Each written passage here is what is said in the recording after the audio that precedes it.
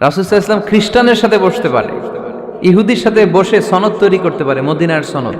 কিন্তু আমরা মুসলমানের সাথে বসতে পারি, একজন আরেকজনের ছায়া দেখতে পারে না। হিংসা, বিদ্বেষ, জেলাসি, অহংকার, ঠিক কিনা? লা ইয়াদখুলুল জান্নাতা মান কানা ফি কলবিহি হাববাতু খারদাল মিনাল কিবর। যার অন্তরে যাররা পরিমাণ অহংকার থাকে সে কোশ্চিনকালেও আল্লাহর জান্নাতে প্রবেশ করতে পারবে না। আমরা যেন এই অহংকার থেকে মুক্ত হতে পারি, আমরা যেন ব্রড মাইন্ডেড হতে পারি, আমরা যেন ভিন্ন মতের লোকদেরকে রেসপেক্ট করতে পারি, ভিন্ন মতকেও যেন আমরা সহ্য করতে পারি। আমাদের দেশে এত কাদা ছোড়াছুরি, এত মারামারি কেন জানেন?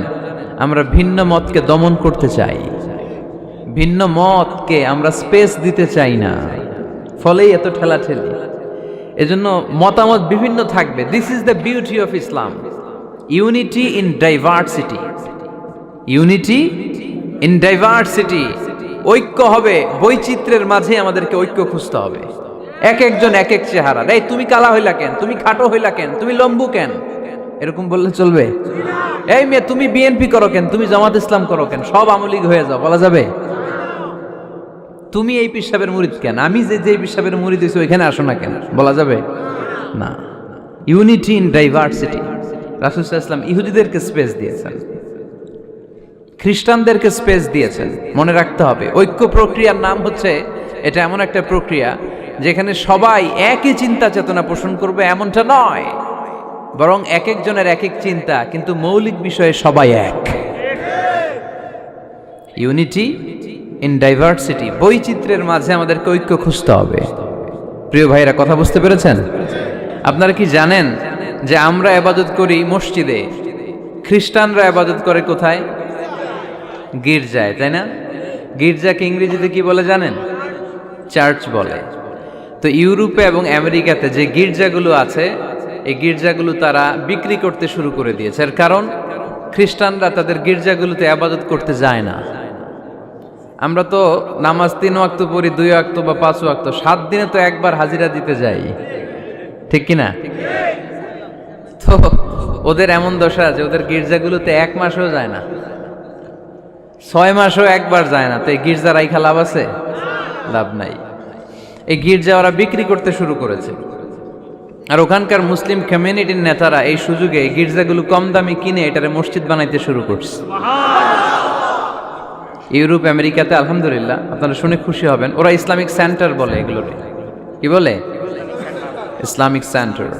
আমাদের এরকম ইসলামিক সেন্টার করা দরকার, যেখানে দার্স হবে, দার্স, রেগুলার দার্স হবে। এই যে তাফসির মাহফিলগুলো বছরে একবার, গত বছর আসছিলাম এখানে, আবার 1 বছর পরে দেখা, কি শিখলেন কি শিখলেন না, কি বুঝলেন কি বুঝলেন না, আর জানা শোনার সুযোগ হয়েছে নাই। কিন্তু সেন্টার যদি হয়, ওখানে শিশু কিশোরদের আলাদা কোরআন শিক্ষার আসর, আমার বোনদের আলাদা শিক্ষার আসর, বয়স্কদের আলাদা কোরআন শিক্ষার আসর, তারপরে সেখানে হেজামা সেন্টার থাকবে, রুকিয়া সেন্টার থাকবে, তালিম, তাদরিস, তারবিয়াত, সব ব্যবস্থাপনা থাকবে। এজন্য সব জায়গায় এরকম সেন্টার থাকার দরকার আছে না নাই? যতদিন আমরা এই ইউনাইটেড থাকব, ততদিন আমাদের দিকে চোখ তুলে তাকাবার খবরদারি কারো থাকবে না।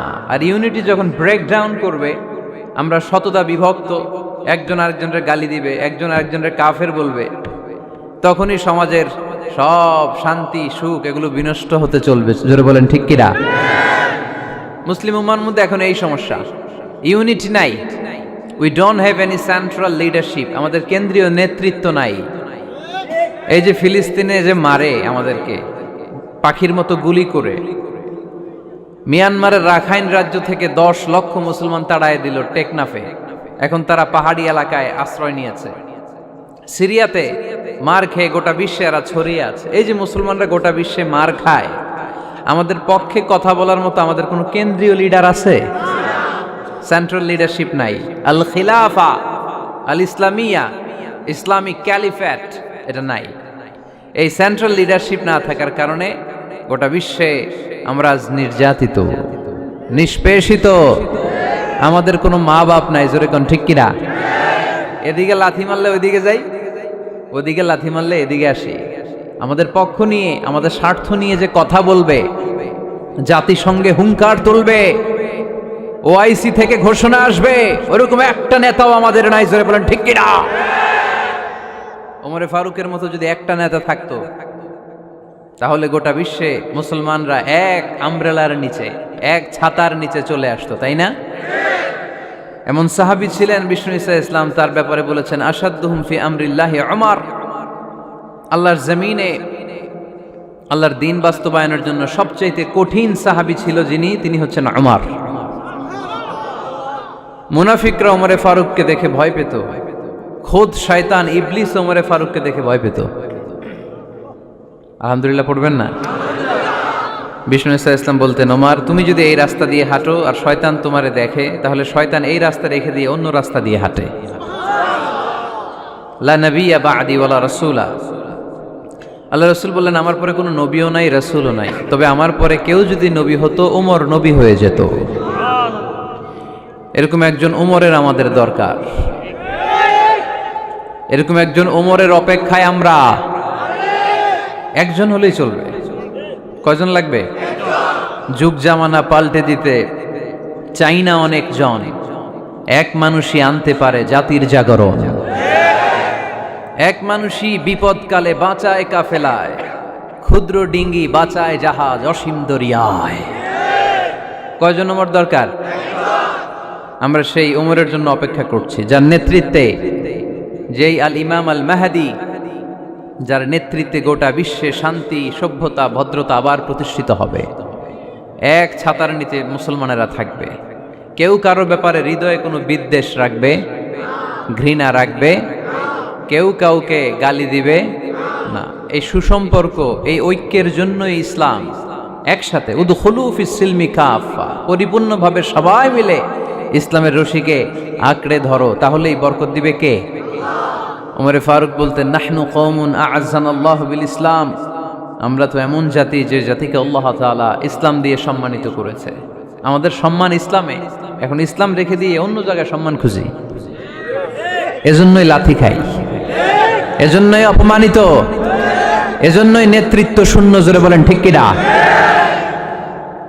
গোড়ার দিকে যদি না যাই, মূলের দিকে যদি ফিরে না আসে, আমাদেরকে গালি দেয় মৌলবাদ। মৌলবাদ মানে হচ্ছে যে মূলের দিকে ফিরে আসে, return back to the root. শিখর থেকে, শেকড় থেকে শিখরে, শিখরে যেতে হলে আগে শেকড়ে যেতে হবে। জোরে বলেন ঠিক কিনা?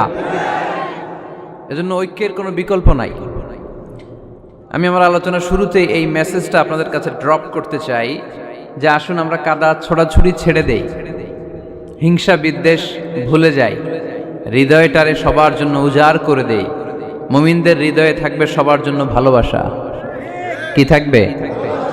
আল্লাহ রাসূল সাল্লাল্লাহু আলাইহি ওয়াসাল্লাম মক্কা থেকে যখন মদিনাতে গেলেন, তিনি দেখলেন দলে দলে লোকজন কালিমা পড়ে মুসলমান হচ্ছে, বড় একটা মুসলিম কমিউনিটি গড়ে উঠল। আল্লাহ রাসূল সাল্লাল্লাহু আলাইহি ওয়াসাল্লাম খেয়াল করে দেখলেন ওখানে শুধু মুসলিম কমিউনিটি নয়, ওখানে জিউস কমিউনিটি আছে, মানে ইহুদি কমিউনিটি। মদিনাতে ইহুদিরাও থাকতো। আবার খেয়াল করে দেখলেন আশেপাশে খ্রিস্টান কমিউনিটিও আছে। তাহলে মোট কয়টা কমিউনিটি হইল? রাসূল সাল্লাল্লাহু আলাইহি ওয়াসাল্লাম এই তিন দলকে নিয়ে একটা চার্টার করলেন, চার্টার। ইতিহাসে এটা মদিনা চার্টার নামে পরিচিত, মদিনা সনদ। সুবহানাল্লাহ পড়েন। তিন ধর্মের লোক, তিন জাতি একসাথে থাকে, আর আমরা এক বাঙালি এক দেশে থাকতে পারি না। এক দল আরেক দলরে বলে তুমি ভারতপন্থী, ওই দল আরেক দলরে বলে তুমি পাকিস্তানপন্থী। বাংলাদেশপন্থী কেউ হতে চায় না। আমরা কোন পন্থী? জোরে বলতে হবে। দেশের স্বার্থটারে সামনে নিয়ে আসতে হবে। তো সম্মানিত সুধী, রাসূল সাল্লাল্লাহু আলাইহি ওয়াসাল্লাম ইহুদিদের সাথে বসেছেন। মদিনা চার্টারে যদি তিন ধর্মের লোক থাকে, মানে মুসলিম community, Jews community and the Christian community যদি থাকে, তার মানে এই মদিনা সনদের মধ্যে স্বাক্ষর করেছিল তিন কমিউনিটির নেতারা। ইহুদিরাও ছিল, খ্রিস্টানরাও ছিল। তো আল্লাহ রাসূল সাল্লাল্লাহু আলাইহি ওয়াসাল্লাম ইহুদিদের সাথে বসেছেন, চুক্তি করেছেন 10 বছরের লম্বা সময়ের। খ্রিস্টানদের সাথে চুক্তি করেছেন। আপনারা কি ঐক্যের পক্ষে না বিপক্ষে? আমরা যেন ঐক্যবদ্ধ হতে পারি, আল্লাহ তুমি তৌফিক দান করো। আমরা যেন হিংসা বিদ্বেষ ভুলে যে ইসলামের কল্যাণে কাজ করতে পারি, তুমি তৌফিক দান করো। আরো জোরে পড়ি আমিন।